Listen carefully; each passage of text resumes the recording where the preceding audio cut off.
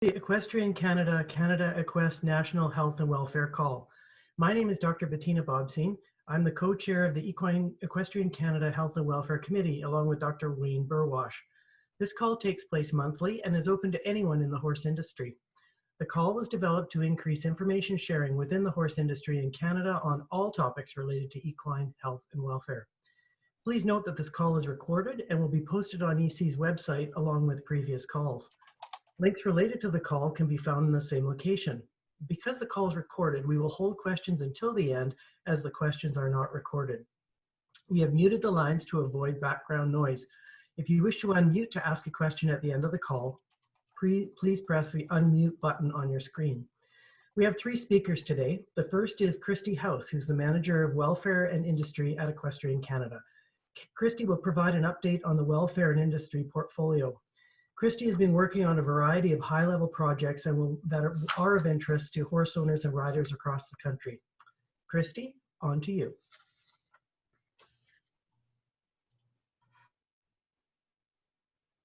Kristy, you're on. Thanks, Bettina. I think I'm good now.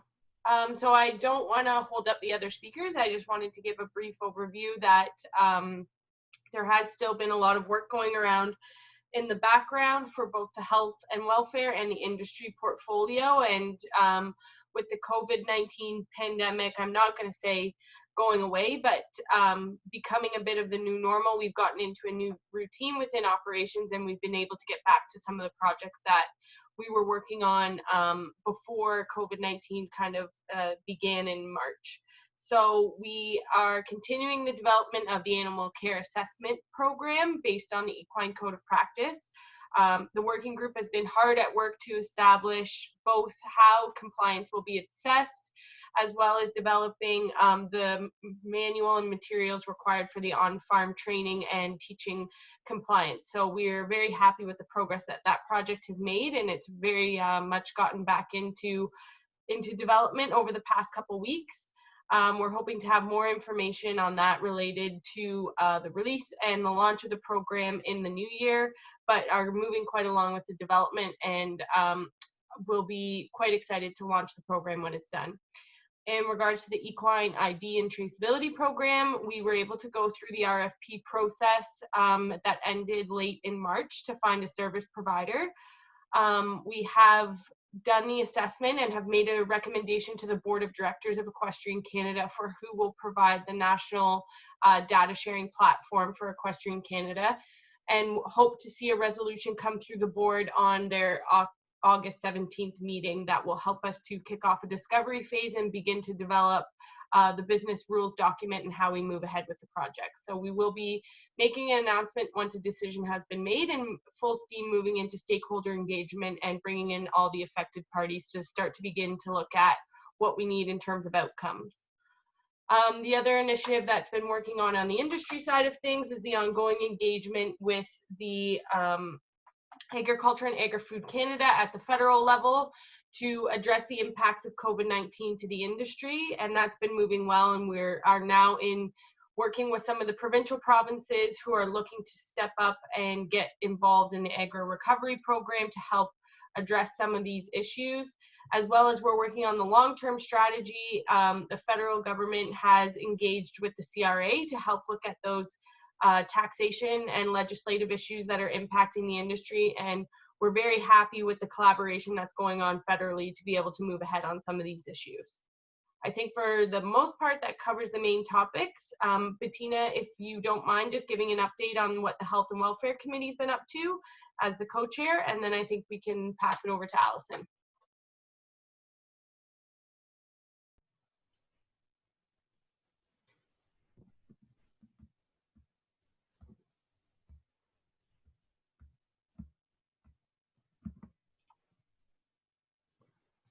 Hey, Kristy.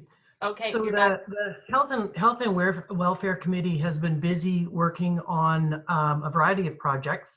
We're working on developing some new guidelines and eventually rules around noseband tightness in horses. We have a very well-attended presentation by Dr. Paul McGreevely that's available on the Equestrian Canada website for people to educate themselves around the science of noseband tightness. We've also done some work on environmental guidelines in and around horse sport competition and just horse exercise and training, around air quality and hot and cold environmental temperatures. There seemed to be very little information available to riders, horsemen, and trainers as to what are the guidelines and the limits and the cutoffs with environmental challenges, both hot and cold, and then certainly the wildfire thing. Which at least for now doesn't seem to be a problem this year, but we'd like to be prepared for next time. We're busily working on attempting to get some reprieve for pergolide treated horses at the FEI level, in particular for vaulting horses, as that's a real issue, health issue for some vaulting horses. So those are the sort of front burner projects that we're hoping to get wrapped up this summer. Back to you, Kristy.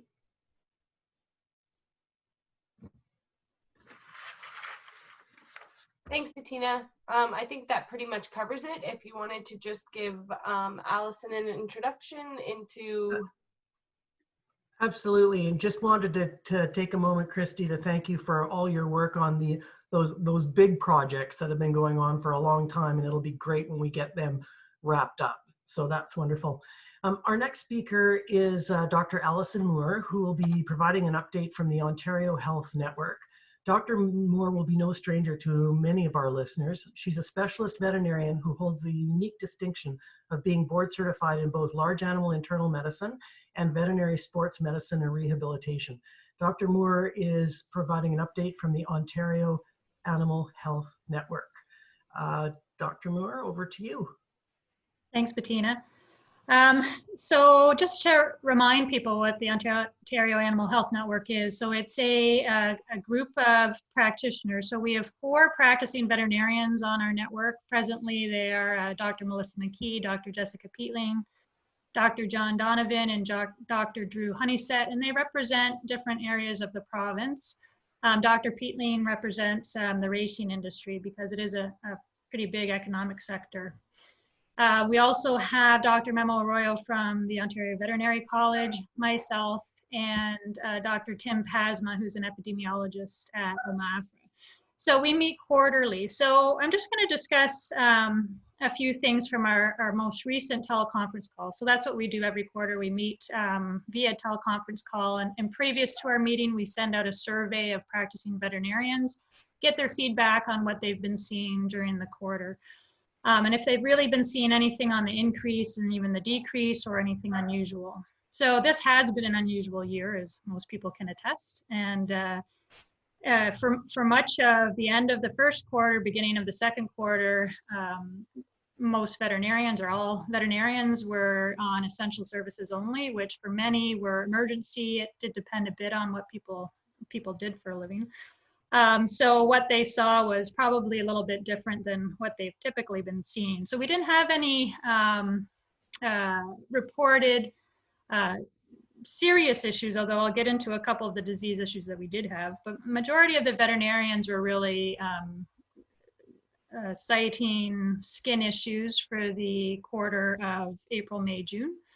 That was a really common theme, anywhere from insect bite hypersensitivity reactions to allergic dermatitis to certainly pastogen dermatitis, a lot of our environmental things. And you know, there is the question too as to whether COVID made some of these conditions more significant because owners weren't out at the barns keeping an eye on their horses. The other thing that people did notice was equine asthma. Again, it always is up this time of year. They noticed it was also significant in certain areas, and that's probably because of the wet weather we had in the spring as well. Some of our cases of Potomac horse fever started to emerge at the end of June, which is typical. What's interesting with Potomac horse fever in Ontario is that we have a new strain that was identified through a previous Owen-related project. And this strain is called Neorickettsia finlayensis. So I think it's based on Findlay, Ohio. where it was cultured. So the typical Potomac horse fever organism in Ontario is Neorickettsia ristici. So this is a new one. And why that's significant is because horses can test negative on fecal and blood PCR, but culture positive for this organism. Now, culturing is not a typical test we do. It's we have to send it to the United States. It's very time consuming.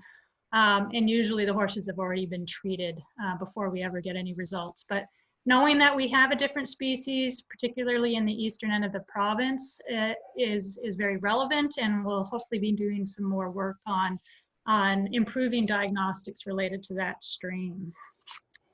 Some of the other comments that were made during our teleconference call some were COVID related. There was a comment about doing more standing enucleations than they usually have done previously in the one clinic, and they thought may have been because of COVID, earlier eye issues weren't noticed, so they were dealing with more chronic eye issues. And another comment was there were some injuries related to horses not being in consistent work. So that was another comment made. In terms of what we had been seeing disease-wise, infectious disease-wise, well, I guess the main one for the quarter was equine herpes virus infection. So we had an outbreak, we had, well, three outbreaks, if you want to call, yeah, 3 outbreaks of equine herpes myeloencephalopathy. So that's the neuropathic form of EHV1. So it is a bit of a misnomer. So there's 2 strains of EHV1. There's neuropathogenic and non-neuropathogenic. They both can cause neurologic disease. It's just the neuropathogenic is more likely to cause an outbreak. So at Woodbine Racetrack, it was in the news in May. Starting around May 16th is when the outbreak there began, and it was completed July 1st. That's when the last horse left isolation. So during that outbreak, there were 4 confirmed cases of equine herpes myeloencephalopathy and 1 suspected case, but it was euthanized before testing was done. Throughout the outbreak, there were 32 horses that became positive for the virus and were placed in isolation. 31 of those horses were in one barn. There was 1 horse in another barn, but fortunately it was removed early and no other horses in that barn became infected. 4 other horses during their surveillance were found to have the non-neuropathic form of herpes and were also isolated as well. There was a farm that had an epidemiological link to Woodbine Racetrack, and during May 23rd to 27th, there were 4 horses confirmed from that farm with equine herpes myeloencephalopathy, 2 of which were euthanized. These were riding horses, school horses, riding horses, and another horse was suspected of having EHM but was euthanized and not tested. So 3 horses at that farm euthanized. So all facilities have been cleared for a while now of herpes. They went through their quarantine process and are good to go. There was one other farm in Dufferin County that on June 3rd, there was 1 case of equine herpes myeloencephalopathy in a horse with urinary incontinence. And it was a fortunate identification by the veterinarian who decided to test the horse for EHV1. So that farm went under quarantine as well, and they were successful in completing that quarantine with no further horses becoming infected. And then more recently, so outside of the quarter, just as a note, we've been dealing with influenza in the province in certain pockets, and many of these horses with influenza have also been diagnosed and confirmed with rhinitis A infection as well. And that's significant because we're really hoping as an industry to get the rhinitis A vaccine into Canada. It's conditionally licensed in the US. And the Canadian Animal Health Surveillance System, as well as Equestrian Canada, I believe, are helping to survey veterinarians to see how, if they're dealing with this disease, so that we can try and make a case for it to be, for the vaccine to be brought into Canada. And I hope it goes forward, because it is a disease that comes up every year in Ontario. We're also most recently dealing with some strangles. We deal with strangles every year. It's endemic in the province. It's just cropped up. The Alcohol and Gaming Commission has just recently put out an advisory that it's at one of the training centers. So that is something that is being dealt with now. And I think that is it. That's all I've got. So back to you, Bettina.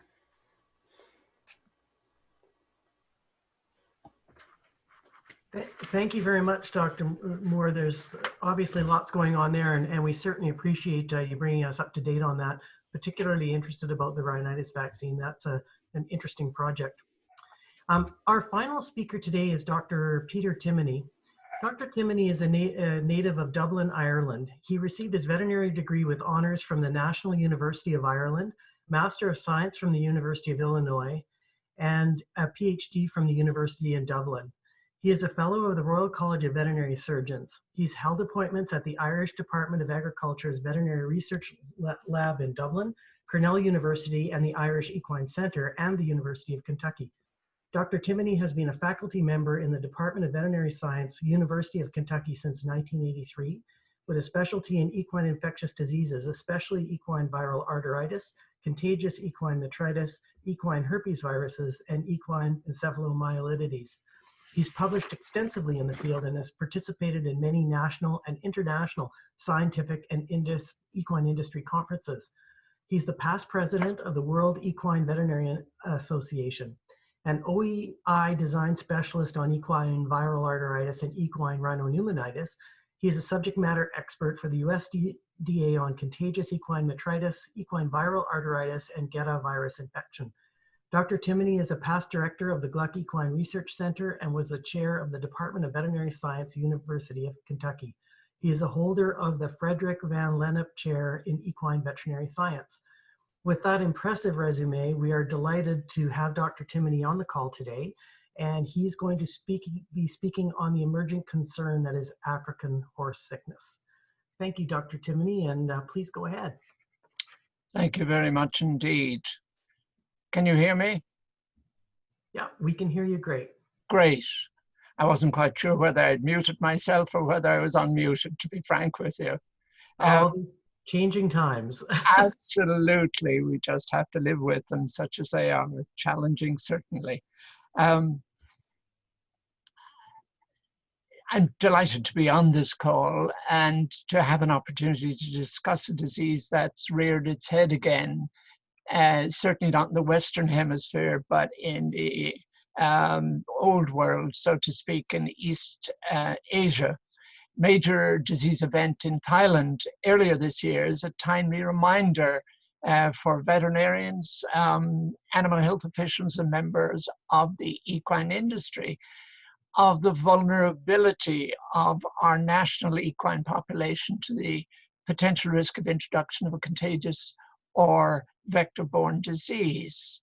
With that in mind, Dr. Mary Bell approached me last week and asked if I would perhaps share some thoughts on the disease in question, African horse sickness, with you on your call, with this specific intent of increasing awareness of this dreaded disease and the health-related and economic impact it could have were that to happen.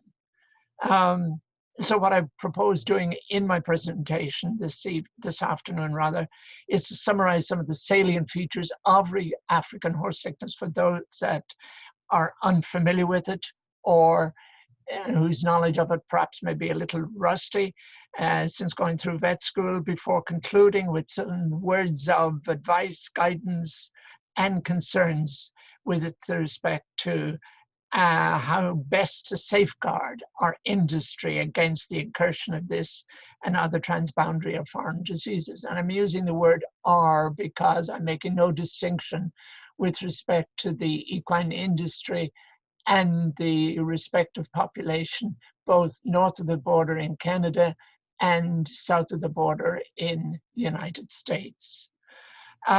First and foremost, I think I need to sort of refresh everybody with regard to this disease. It's a non-contagious, it's not a contagious disease, infectious disease, primarily of equids, but not solely restricted to equids in terms of its species specificity.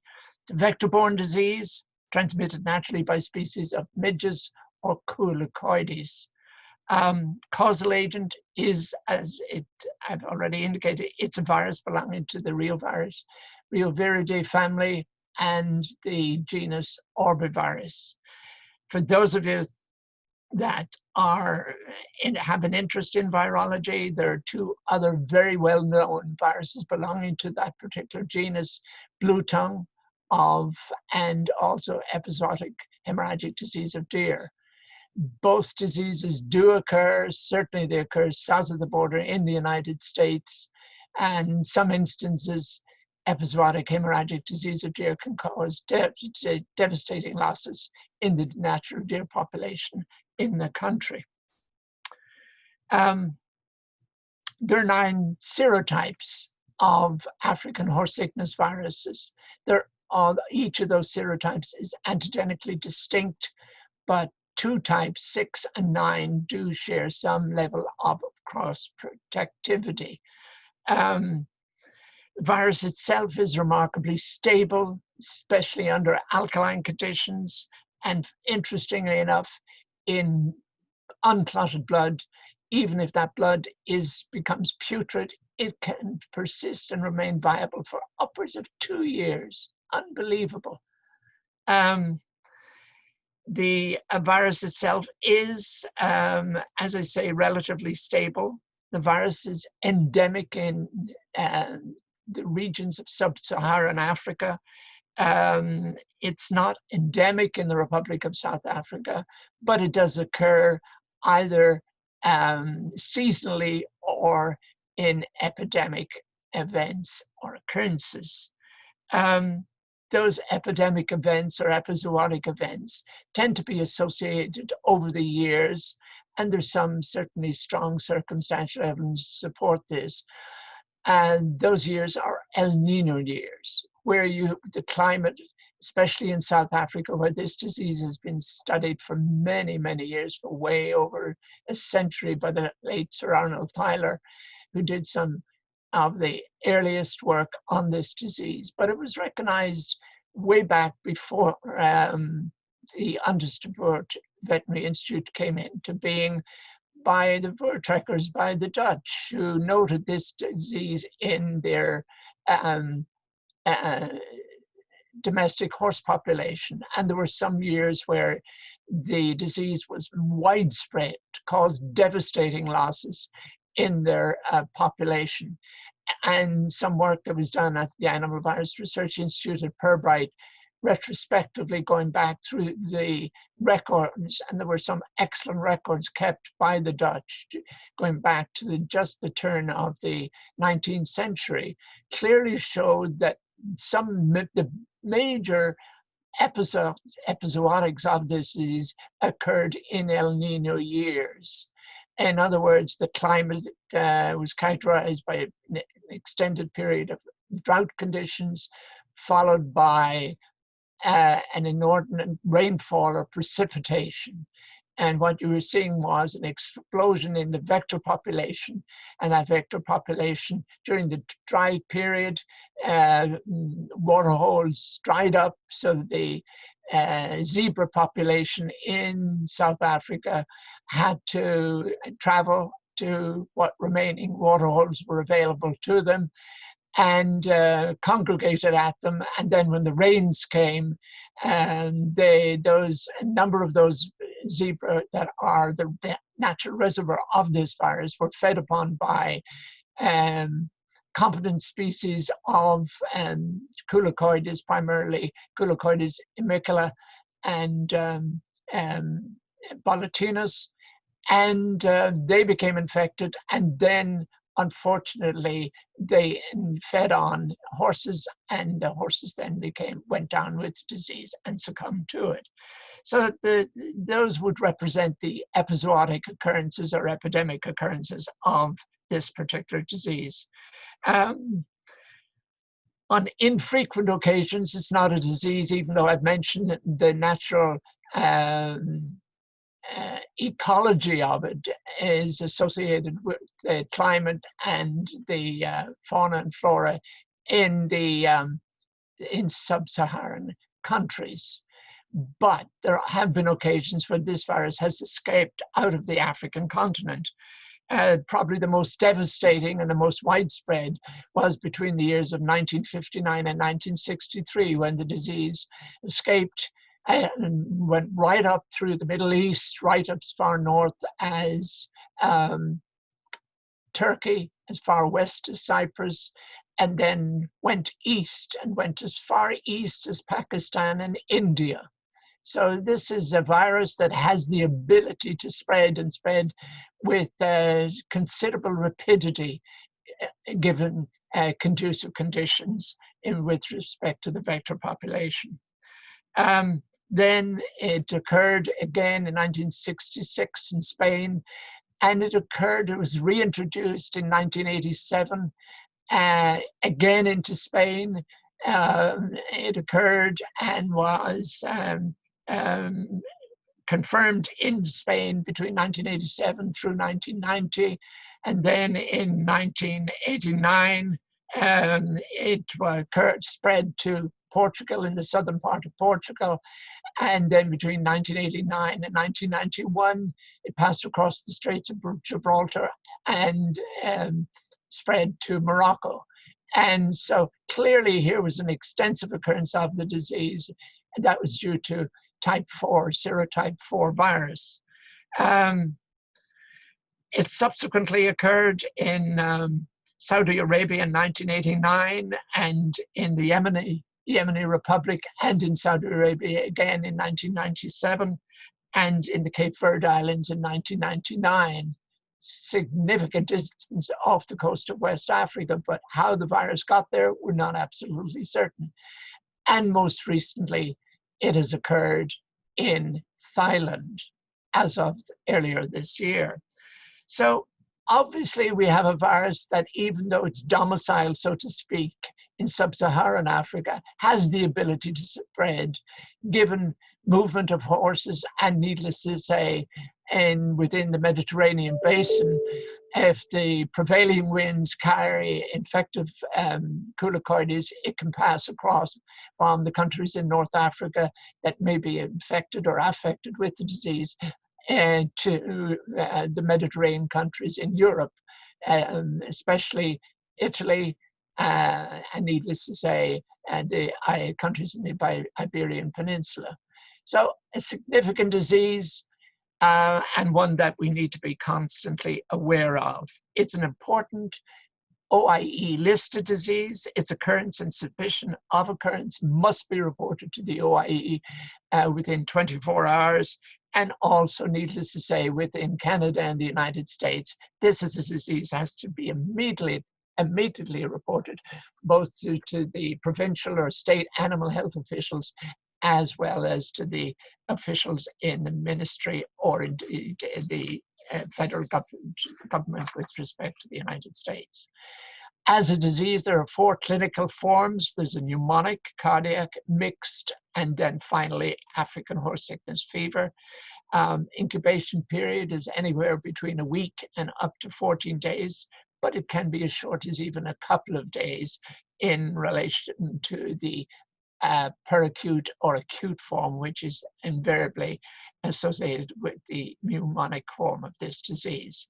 Clinical expression is most severe in horses, where the mortality rate can be extreme, as high as 95% amongst naive or susceptible animals. In mules, it's less so, it's about 50% of that, about 50%. And in European and Asian donkeys, it's around 5 to 10%. But if we're looking at African donkeys and zebra, basically the disease is extremely mild and almost maybe missed. It's almost asymptomatic. There you do not see associated mortality with infection with this virus. I won't go into details of the specific clinical signs associated with the different forms of the disease, but just to emphasize that in relation to the pneumonic, it tends to have a very rapid progressive course, and the animals can die in a matter of minutes following onset of clinical signs. Mortality rate is the highest. It's upwards of 90 to 100%. Cardiac form is the subacute form of that disease, and there the circulatory system is affected, and the mortality rate is usually around 50%. The mixed form of African horse sickness involves a combination of both the pneumonic and the cardiac form, and the resultant mortality rate is around 70%. And then in the case of African horse sickness fever, which is the mildest form, and as I've already indicated, is almost asymptomatic in infected animals, either horses that are already partially immune from previous or prior vaccination, or indeed African donkeys or zebra. There's really 0 to very low case fatality rate or mortality rate. Differential diagnosis, it's wide. There are many. A wide range of diseases may simulate it. Acute heart failure, pleurisy, pneumonia, EVA, equine viral arteritis, equine encephalosis, purpura hemorrhagica, plant poisoning, chemical poisoning, pyroplasmosis, trypanosomiasis, even Hendra infection. So you can see a very wide list of conditions, both infectious and non-infectious, can be confused with some cases or some forms of African horse sickness. In terms of transmission, it's through the bite of Culicoides species. And the extrinsic, it's biological transmission. In other words, the virus has to undergo a replication cycle in the midge or the species of Culicoides. The extrinsic incubation period in the midge is around 8 days. No evidence of transovarial transmission in Culicoides species, nor indeed overwintering of the virus in the larvae of Culicoides. Viremia in the horse, usually 4 to 8 days, but it can be as long as 21 days in exceptional cases. The viremia in zebra is very different. It's very extended, not infrequently up to 40, 42 days. And there's no evidence of the carrier state in clinically recovered horses or any other species, including zebra. But zebra are considered the natural reservoir of the virus. Diagnosis, virus detection, real-time PCR is now the current method that's used, although virus isolation is also attempted at the beginning of an outbreak in a region or in a country to identify what particular serotype is involved. Source of material, unclotted whole blood, spleen, lung, lymph nodes would be the specimens of choice to take for virus detection, either by PCR or attempted virus isolation. Samples should not be frozen before they're sent or in transit to the laboratory that you're using. Antibody determination can also be used. There are 2 approaches, either a blocking or an indirect ELISA test. And you can indeed, if you're an old timer, if you believe that there's still use for this compensation test, it can serve a very useful purpose in detecting recent infection with African horse sickness virus. No specific antiviral treatments are currently available, and in most instances, euthanasia of affected horses is recommended, because as long as those animals are alive and are viremic, they serve as sources of virus if they're fed upon by competent species of Culicoides. Vaccines and vaccination, there are 2. There are inactivated vaccines used by different countries in Africa, and there are also modified live virus vaccines, one of them in particular.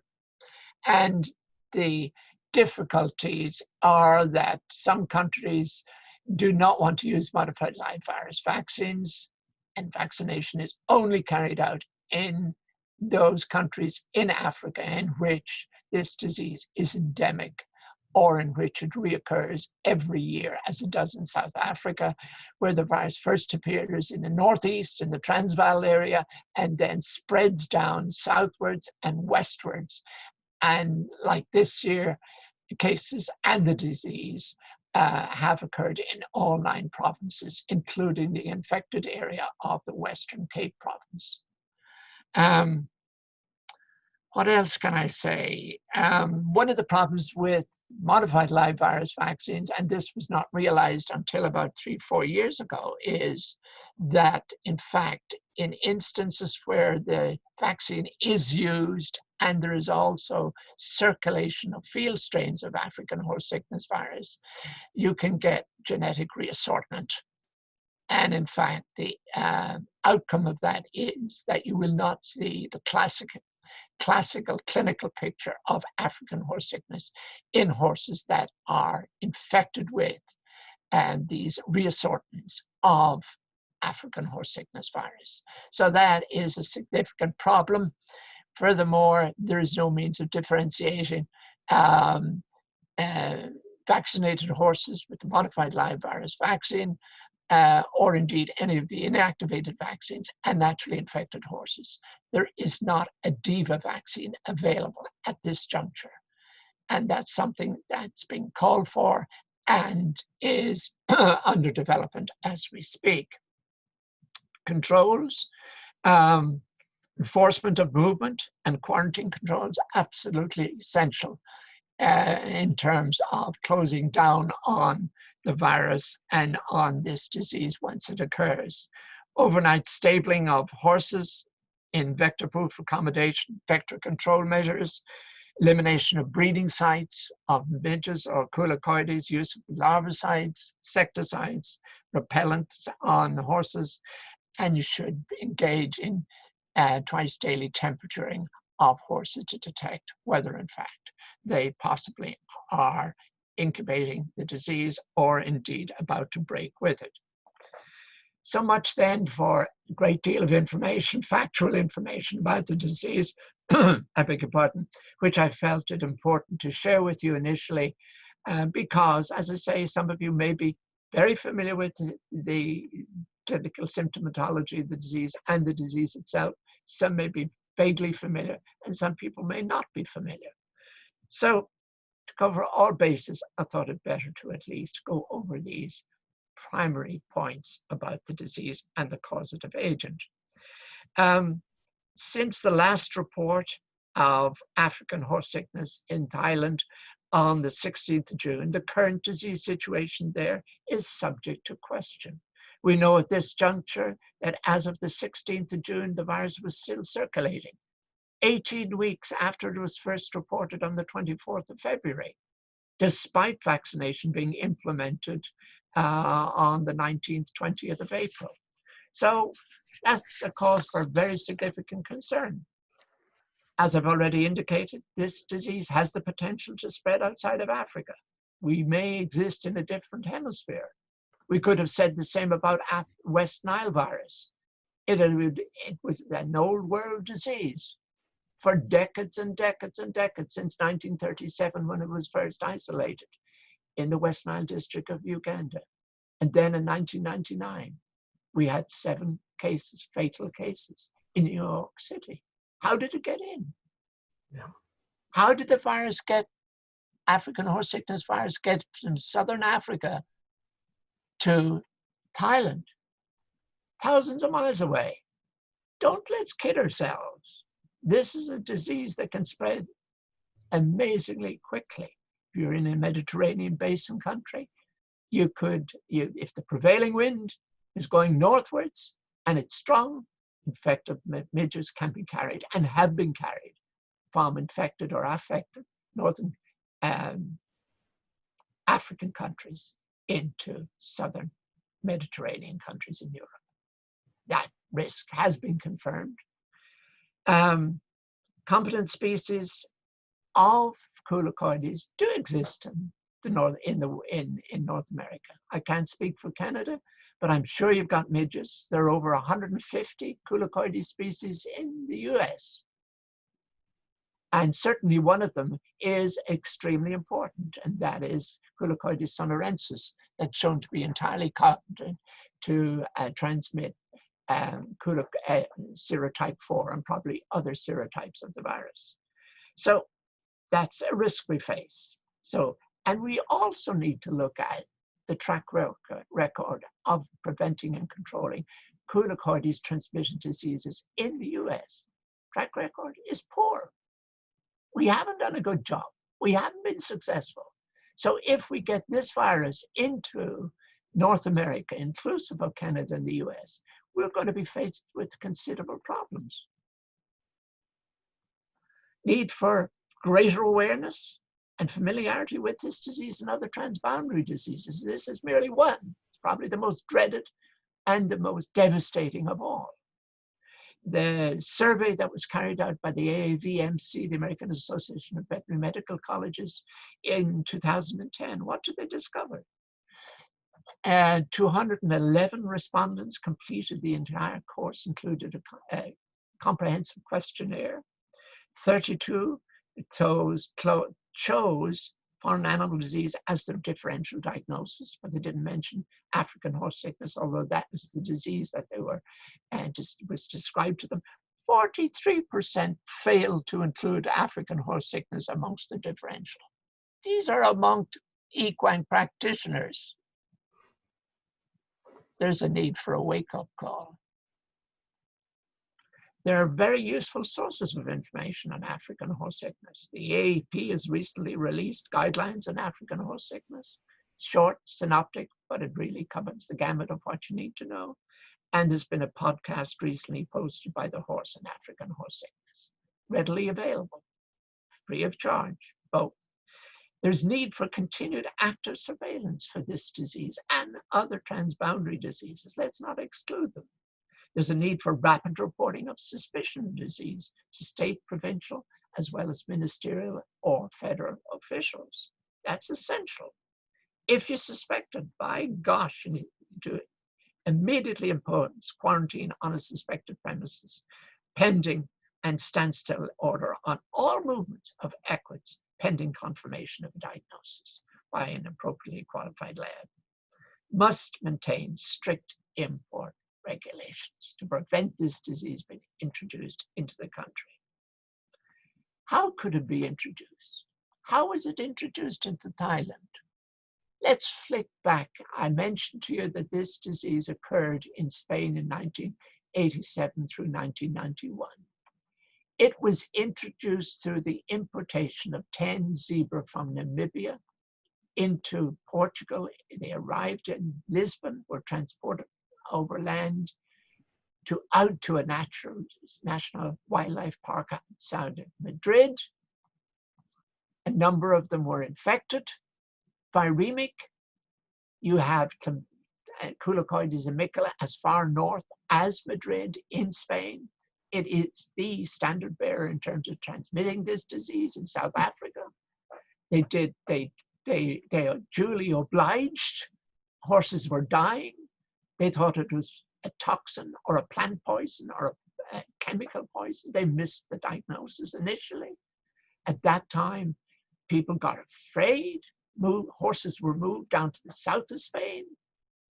The virus carried with them, and it spread across into southern Portugal, and then eventually it took between 1987 through 1991 for that series of events to be resolved. What happened in Thailand?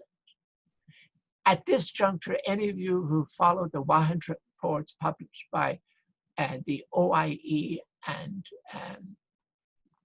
they will have followed and seen that when the source or origin of the outbreak or introduction of the disease into Thailand has never been, it's been speculated, but never been admitted by the authorities. Let me just share in this call that the index premises reported this disease on the 24th of February of 2020.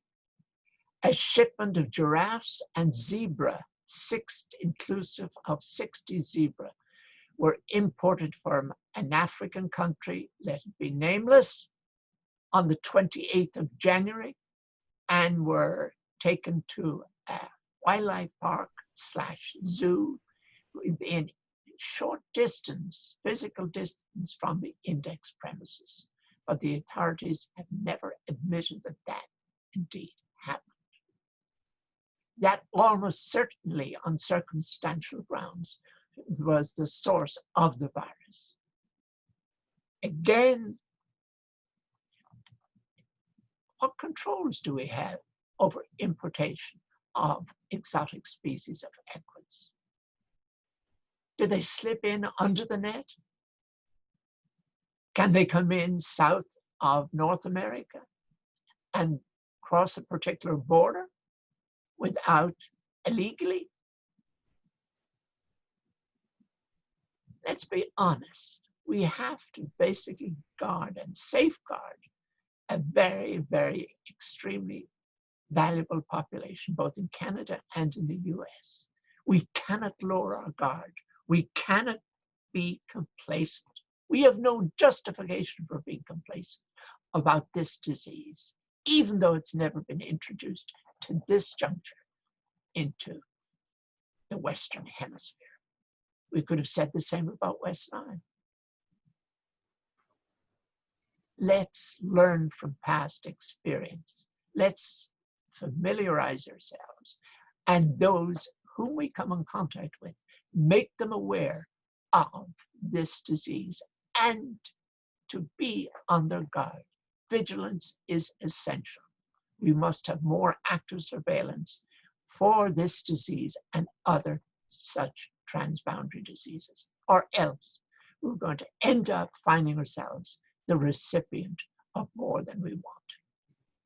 I'm delighted to have had this opportunity to talk to you about this disease. I apologize for maybe running a little bit too long, but I feel you needed to be made aware of some of the salient facts. Thank you.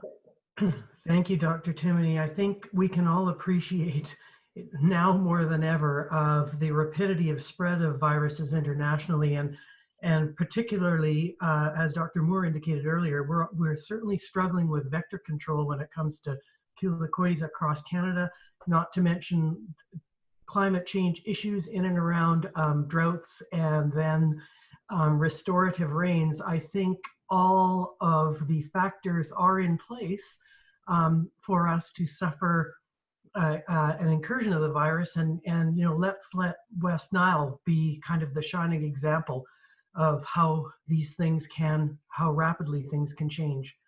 We really appreciate your candid presentation, and I think it's in this kind of an environment where you can speak a little bit more freely to a group of like-minded professional and industry experts. We really, really appreciate your time today.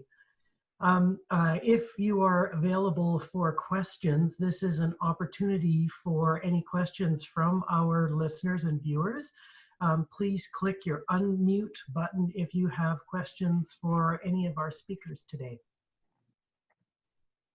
It's Mary. I have one question for Dr. Moore and one, maybe two for Dr. Timoney.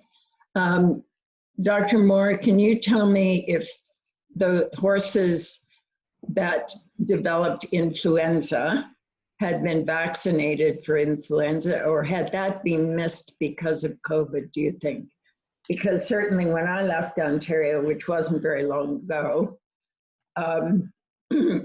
we sure did have, I certainly wasn't finding influenza in the horses with respiratory disease. Yeah, so this year was a bit unusual that way. In terms of those that tested positive for influenza, we had a bit of a mix. So we had some horses that had been vaccinated last year, and others that had not been vaccinated at all, that we know of in terms of what the history was. So yeah, and we do find that the ones that seem to be more sick from influenza often have rhinitis A as well. So. And for Dr. Timoney, Two things. One, I think that we readily import thoroughbreds from Thailand into Canada, and that certainly is a concern when this outbreak occurred in Thailand.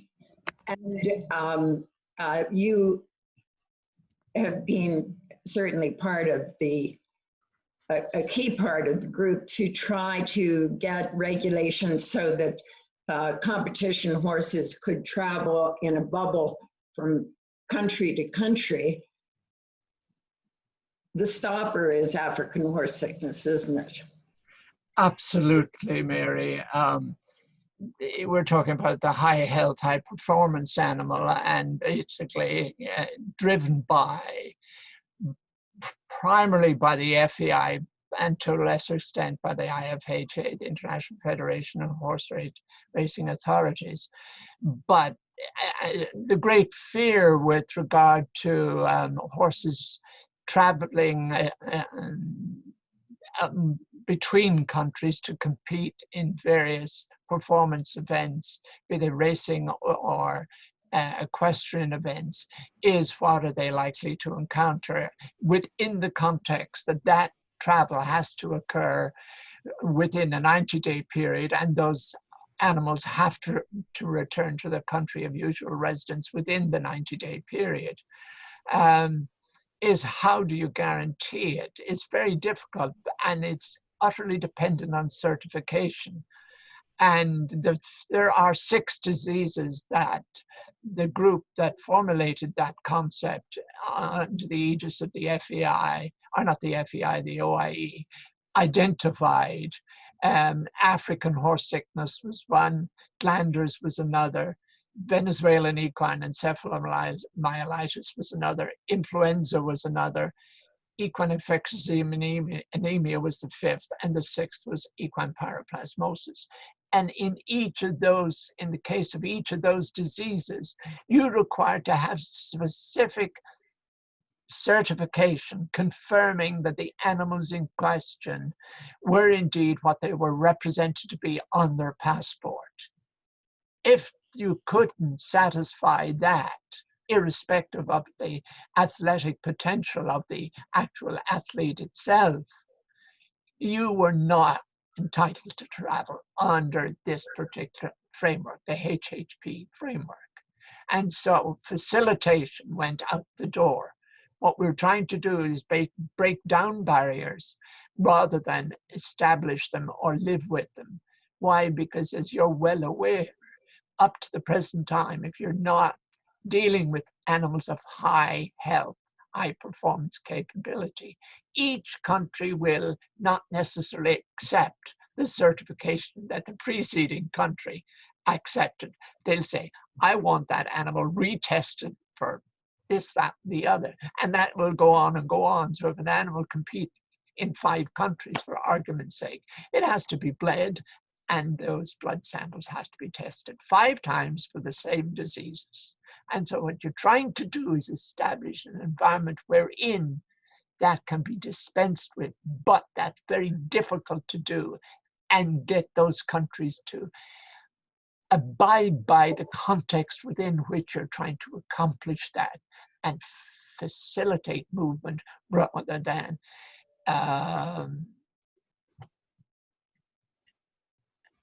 interfere with it, slow it up, whatever. And one of the big problems we have too is that there is still a tremendous amount of work to be done to get harmonization amongst labs that do this testing.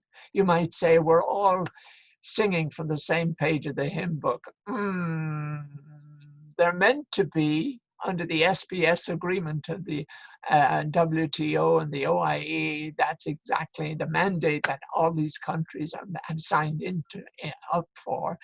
Do they really? You know, I can give you many examples of where it just hasn't translated into fact. Yes. Thank you. Thank you. Any further questions for our speakers today? May I add just one comment? in relation to African horse sickness. I don't know, I should have mentioned it in my presentation. What happens if one horse comes into Canada or into the United States and is confirmed positive, and it's just restricted to that one animal? I'll tell you what happens. You have to report it to the OIE. Every single other country will impose an embargo on the importation of horses from Canada to the United States for a minimum of 2 years. That's the consequence. Serious business if we want to talk about the safety and the longevity of the industry. Correct. Thank you so much for your time. This has been a wonderful wake-up call for us, and this call will be available on YouTube, accessed either directly through YouTube or the Equestrian Canada site. So we'll no doubt have lots of viewings going forward. I'd like to thank all our presenters today, and also Kristy House and the communication team at Equestrian Canada for bringing us this today. We hope to see our listeners again on these health and welfare calls. If you know of others that may be interested in this presentation, please have them access it through the EC website. And I thank you all for joining us, and have a good rest of your day. Thank you so much. Thank you. Bye-bye now. Bye-bye.